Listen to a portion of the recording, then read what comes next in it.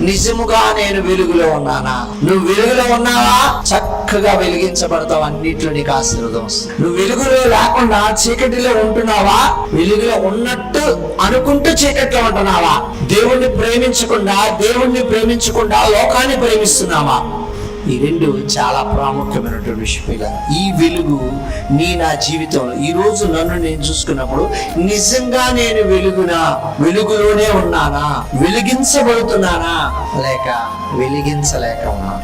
కాబట్టి పొరపాటును కూడా చీకటి జీవితంలో పోబాగట్టు పిల్లరా. నువ్వు ఎప్పుడో దెబ్బతిన్న తర్వాత అయ్యో నేను చీకట్లో పోయానని అనుకోబాగా. నీ చీకటి జీవితము నాశనం అయిపోవాలి అంటే నువ్వు వెలుగునే బాప్తిజంలోకి రావాలి. నీ సహోదరుని, నీ తోటి వాడిని పొరపాటు కూడా ద్వేషించబాక, ప్రేమ కలిగి ఉండు. దేవుడు చూపించమన్నటువంటి ఆ యొక్క క్రియలు ఏమైతే ఉన్నాయో వాటిని తప్పనిసరిగా